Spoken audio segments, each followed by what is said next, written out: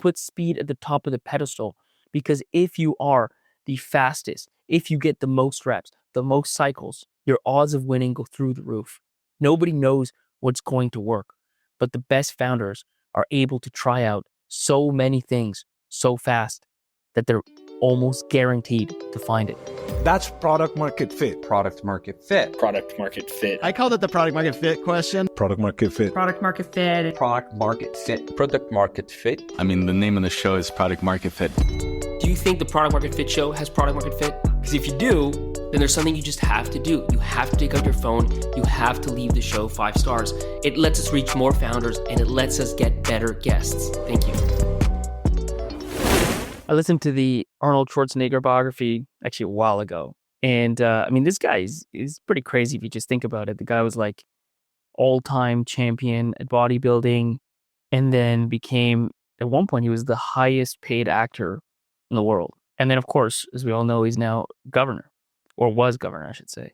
And so he completely mastered 3 different hyper-competitive fields. And the thing that struck me from what he said, one of the things that he kept coming at over and over again, he would say this phrase, reps, reps, reps. Obviously came out of bodybuilding, but he wasn't, he didn't this guy wasn't, from the US. He's from Austria. He started lifting not weights, but buckets of water. He was not set up to become the all-time best bodybuilder. But what he did was he just went all in and he did reps, reps, reps. And that, got him to where it got him in bodybuilding. He was not a natural actor at all. Same thing. He started off with complete failure. And the way that he described the story is that practice makes perfect. And I mean, this is something that we obviously all know.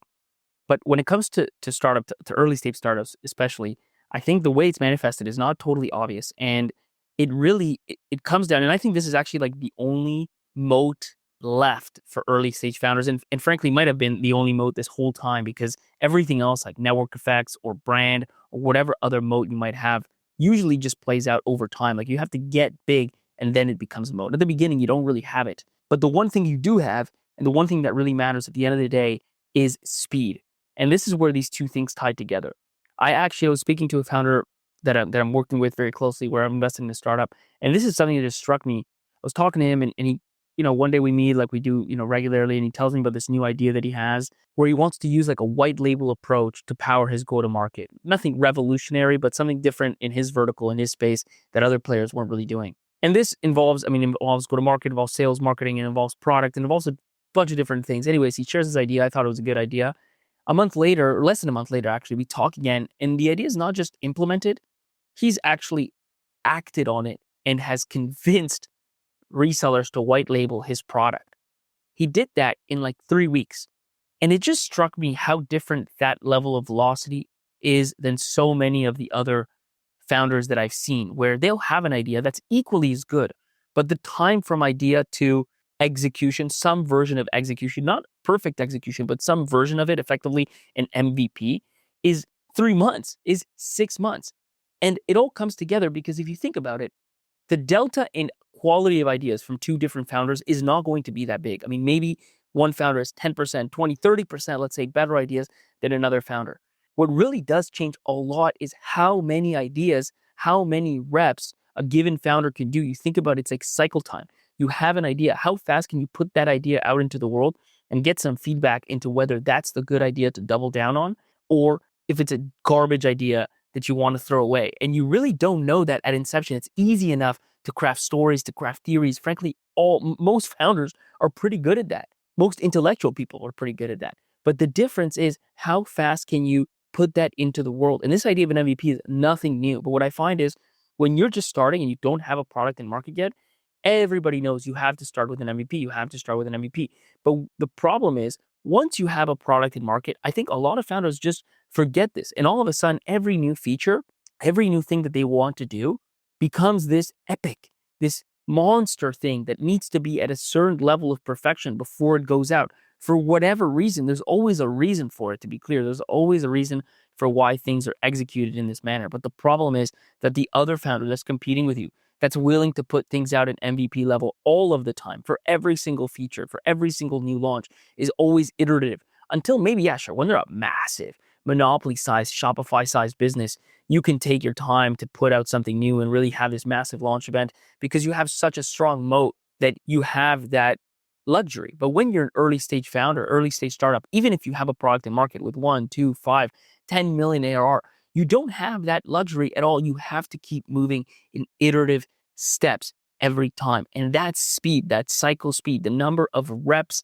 that you get is the big difference and the big moat. And the founders that can get 100 reps in a year are going to do way better than the founders that are getting 10. Even for big companies, I saw this post by the new head of product at X or Twitter, where he's actually taken Twitter and it's now a top 5 app in the App Store, which is all about recent downloads, which is very hard to do for an old app. It's easier to do with a new app because obviously he gets a lot of new downloads. And somebody asked him how he did it. What were the 1 or 2 things that mainly drove growth? And he said it wasn't 1 or 2 things. It was 300 different things and not leaving any stone unturned. What does that mean? That means that this is a founder this is not a founder. What that means is this is a company that is at scale, that is still doing things in an iterative way because there's probably hundreds and hundreds of ideas that they could act on. They don't pick 3 and go all in. They picked 300 and did every single one of those. And each one had a little bit of an effect. And the sum of all that is a massive effect. And that is just more close to the truth. You want it to be 1 or 2 things that all of a sudden changes the game. And sometimes it does happen. But even when it does happen, how do you find those 1 or 2 things? Do you just conceive of them in a boardroom and then you put them out and they happen to be massive? Probably not. You probably took 100 shots and either all those 100 shots or 50 of those shots made a tangible difference and the sum of them made a huge difference, or maybe it was more power law and 1 or 2 of those made a huge difference. But in either case, you had to try 50 or 100 things and you have to build a culture that idolizes speed, puts speed at the top of the pedestal, because if you are the fastest, if you get the most reps, the most cycles, your odds of winning go through the roof. Nobody knows what's going to work, but the best founders are able to try out so many things so fast that they're almost guaranteed to find it. And by the way, this is something I find founders are so easily able to lose over time. And I think it's especially true for first-time founders, because first-time founders obviously are learning as they go. A lot of first-time founders have this in their DNA in the early days. They know how to build out an MVP. They know how to just move fast and break things sort of thing when they're just trying to get those first few customers.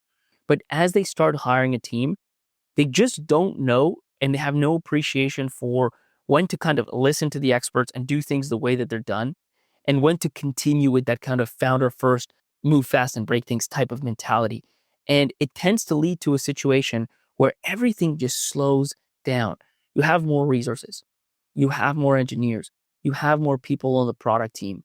And yet, if you just look at it and you look at your last year, and I remember this happened to me when I was at Gym Track, like all of a sudden you just take a step back and you kind of, on the one hand, you look at Jira, you look at your roadmap and you're like, wow, we're doing so many things.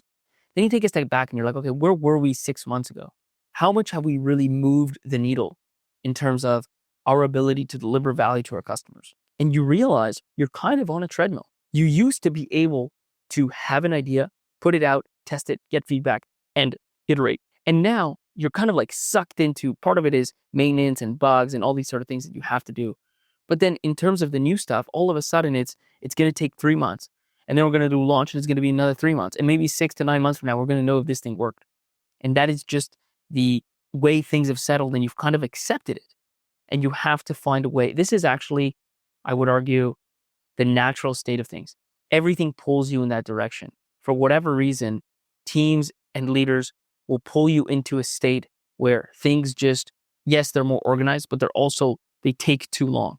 They just take too long. And you have to constantly fight that in the same way you constantly have to fight bureaucracy. These are just things that organically happen to organizations over time. And you as a founder have to rebel against that. And you have to make sure that everybody values speed and that never changes. And that you're always asking, what is the smallest version of this new idea that we could put out as soon as humanly possible, so that we could know if it's worth going for the next best thing and the next best thing and the next best thing. And that can't ever stop. You can't stop doing things that way just because you have 10 engineers and everybody wants to have things organized and everybody wants to have roadmaps and plans and all these sort of things. You're just not that big. When you have 5 or 10 million ARR, you aren't actually, you feel big, but you're not that big at all. And nothing is secure. And companies, and I've seen it firsthand, companies plateau. You can plateau at $1 million ARR, at 5 million, at 10 million, at 100 million. You are never safe. You are never safe. So the second that you think, okay, now we can work on a foundation. Now we can kind of put the pieces in place. Now we can just be more organized, more structured.